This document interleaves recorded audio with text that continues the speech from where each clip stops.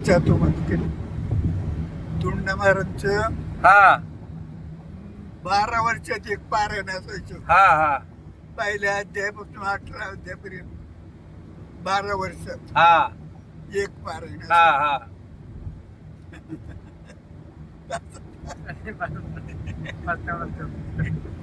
हा संपूर्ण एक पारायण ऐकलं. हा एक दिवस खाडा नाही त्याच्यात. वा हे महत्वाचं आहे. 12 वर्षात 12 वर्षात वा एकही दिवस खाडा नाही. कारण 4 महिने तर राहायचं ना. हा हा ते ऐकण्याकरताच राहायचं. दुसरं होती काय खाडू. कशाचं पारायण कशाचं ज्ञानेश्वरी वा सांगायची.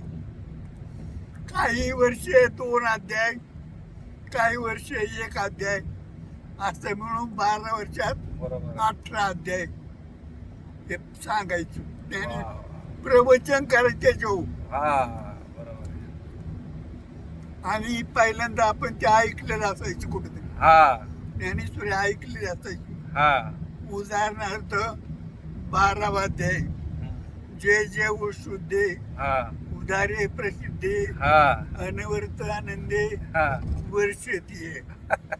याच्यावर आपण कुठेतरी ऐकलेलं असायचं. हा त्याचा अर्थ आपल्याला कळलेला असायचा. पण आता महाराज काय सांगतात हा हे आपण ठरवायचं अगोदर. बरं त्या आज इथं ती उद्या कुठं ते नाही. बरोबर लाईनशीर घेणार. हा आज पहिली होईल, हा उद्या त्याच्या पुढची. हा लाईनशीर घेणार नाही. हा मग आपण ठरवायचं तर महाराज काय सांगतात. हा हा आपल्याला तर अर्थ कळलेला आहे, हा कुणाकडून तर ऐकलेलं आहे. धुंडा अजून महाराज काय सांगणार हा ओवीचा नुसता अर्थ नाही, हा ज्ञानोबारायांचं मनोगत काय आहे ते सांग.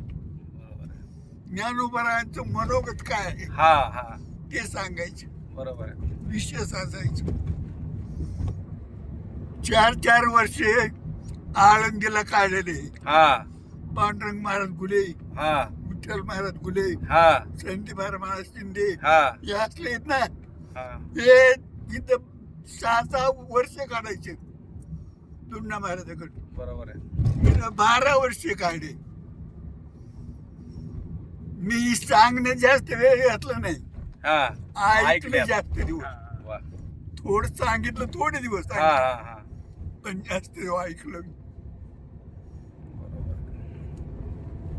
पहा हे होते आपले सद्गुरू सुदर्शन महाराज की ज्यांनी 12 वर्ष सलग धुंडा महाराज देगलूरकरांच्या ज्ञानेश्वरीच्या पारायण म्हणजे विवेचन त्या ठिकाणी कंटिन्यू ऐकण्यासाठी पंढरपूरमध्ये राहिलेले आहेत.